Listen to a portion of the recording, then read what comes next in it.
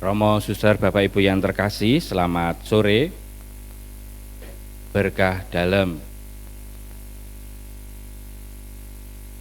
Di tengah-tengah yang hadir sini, siapa yang hobi bercocok tanam? Nanam-nanam atau apapun?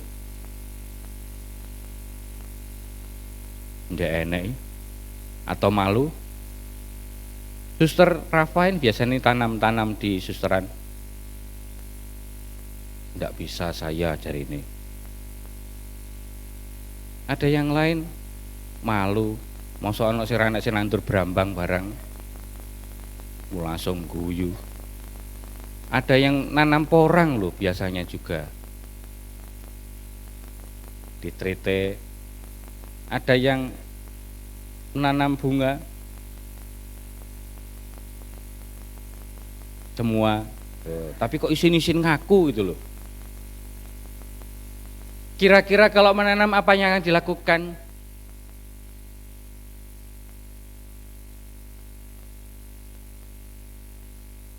Cekto, pertanyaannya apa yang dilakukan untuk menanam? Kok langsung supaya tanahnya gembur?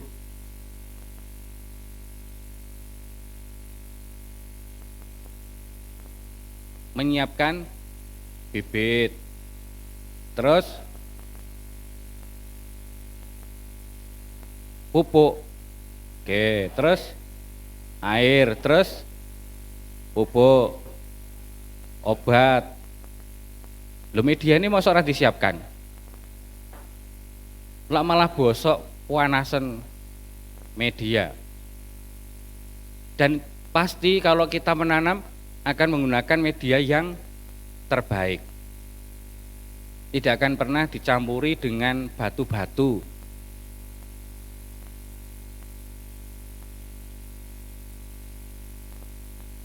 Apakah demikian? Kalau saya nanam tidak pakai tanah 100%. Ada beberapa yang saya campur dengan pasir Malang. Ada yang dicampur dengan potongan-potongan kardus kadangkala. Tanaman pot belakang sana itu sekarang campur kopi. Ya kopi ini disuntak-suntak akhirnya malah layu, kepanasan kopi ini kakean. Saudara-saudaraku yang terkasih. Nah, jikalau kita akan menanam, akan menyiapkan lahan yang baik, tentu perumpamaan hari ini yang penabur yang menanam mau menanam lalu jatuh di pertama-tama di pinggir jalan, di tanah berbatu, tanah yang semak duri, tanah yang baik. Kira-kira apa yang terpenting sebenarnya di dalam kita menanam? Apa yang paling terdahulu di dalam kita menyiapkan agar tanaman itu gembur? Ini semua pencinta tanaman masih langsung tahu. Apa masih di sebelah sini? Lah, mengolah media tanah. Namun yang sering terjadi adalah kita ini pikirnya sudah pesimis dulu. Tanahnya elek, tanahnya atos, nggak mungkin akan tumbuh di situ, pasti akan mati. Mendrep-mendrep engko nek urip, hidup segan, mati tak mampu. Oh, tak mau ya. Baik, saudaraku yang terkasih. Dan dari sini kalau saya merenungkan sabda Tuhan hari ini, ternyata bukan soal saya, manusia-manusia. Dikatakan adalah sabda adalah yang benih adalah sabda, penaburnya Allah, dan tanah adalah kita semua. Seringkali kita ini merasa kecil hati, aku ini banyak durinya Romo, karena seringkali banyak kebencian-kebencian dalam diriku, sehingga tiada maaf karena engkau membenciku. Banyak batu-batu di dalam hidupku Romo, atos pokoknya uripku ini Romo. Apakah demikian? Kalau kita tadi mengatakan, ya kita akan mengolah medianya agar menjadi sungguh bertumbuh tanaman yang ditanam di dalamnya. Demikian juga hidup kita. Kita telah dipilih Tuhan. Kita dijadikan tempat sabda ditaburkan. Kita tidak boleh berpikir bahwa hidup kita ini akan tiada artinya kalau kita adalah tanah berbatu, tanah yang bersemak duri, atau tanah yang di pinggir jalan. Tidak. Kita bisa bekerja sama dengan sabda itu. Kita bisa bekerja dengan Sang Penabur dalam kehidupan kita ini. Hanya kuncinya adalah ada 5M, saya mengatakan. Tapi jangan dipelesetkan 5M yang lain ya. M yang pertama adalah menerima sabda Tuhan. Dari media-media tadi semuanya menerima. Tanah di pinggir jalan, tanah berbatu, tanah bersemak duri, tanah, semuanya menerima. Itu yang paling penting. Bahwa kita harus menerimanya, membuka diri akan kehadiran Tuhan yang bersabda, yang membentuk kita. Dan yang berikutnya adalah kedua adalah meneliti sabda Tuhan. Kita harus mengenali sabda Tuhan itu dan mengenali diri kita supaya bertumbuh dan berkembang. Mengolah bagaimana agar segala apa yang dalam diri kita ini sungguh bisa bekerja sama dengan sabda itu dan menjadikan tempat yang gembur, kata Pak Jarko tadi. Subur. Sehingga sabda berakar, bertumbuh, dan berbuah akhirnya nanti.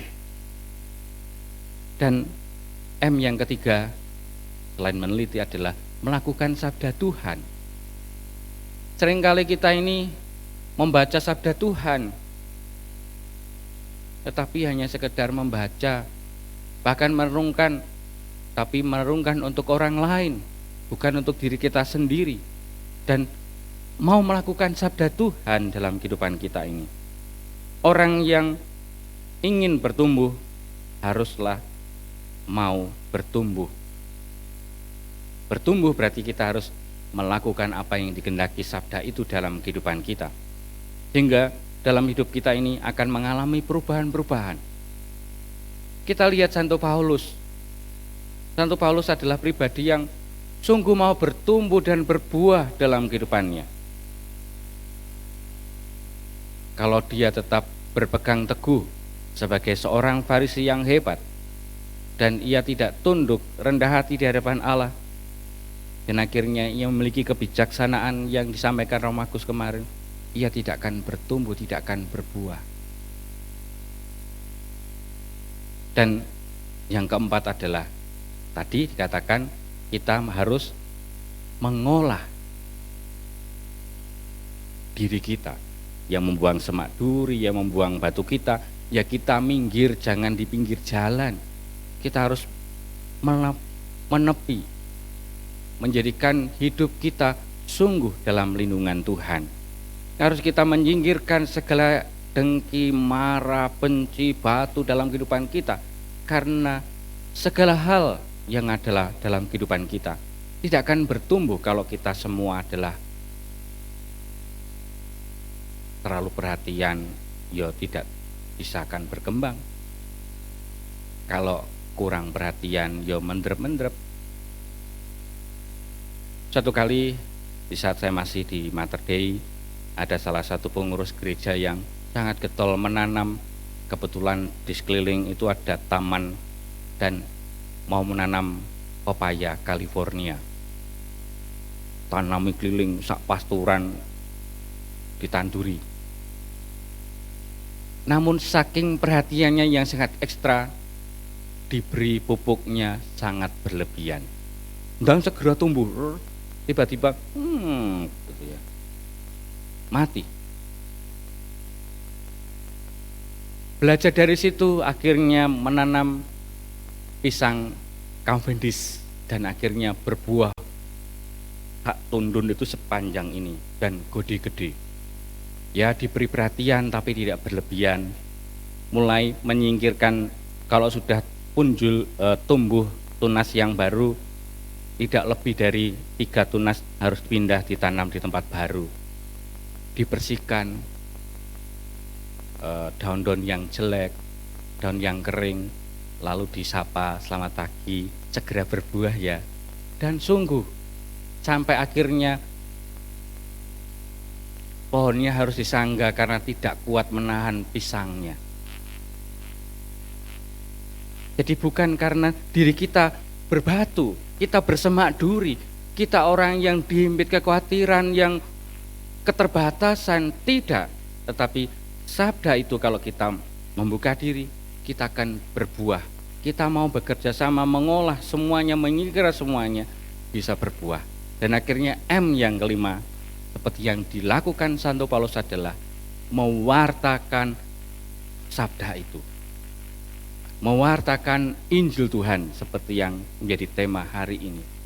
Santo Paulus karena kedekatannya dengan sabda Tuhan, karena kedekatannya membuka diri akan Tuhan dalam hidupannya, ia bertumbuh dengan pengalaman hidupnya bekerja sama dengan Tuhan, ia menyingkirkan rasa benci marah terhadap pengikut Kristus dan akhirnya ia menjadi pewarta yang andal.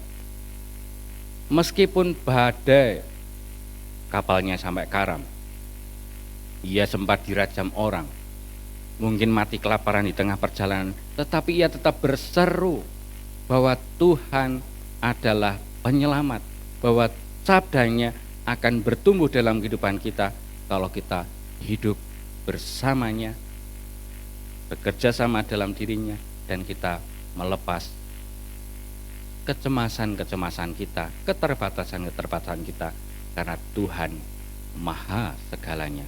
Dan saat Tuhan hadir dalam kehidupan kita, sabdanya akan bertumbuh dan kita akan mulai mengikis segala kekuatan kehidupan kita, dan akhirnya hidup kita menjadi kesaksian, pewartaan sabda Tuhan yang nyata di tengah keluarga kita. Semoga semangat Santo Paulus yang berkobar-kobar mewartakan Injil, sabda Tuhan, membuat kita pun siapa diri kita tinggalkan, tapi kita fokus sabda Tuhan yang hadir dalam kehidupan kita, dan kita mengolah diri kita, dan pasti hidup kita yang bertumbuh dalam sabda Tuhan akan menjadi pewartaan yang nyata bahwa Tuhan hadir bagi kita semua. Berkat Tuhan melimpah bagi kita semua.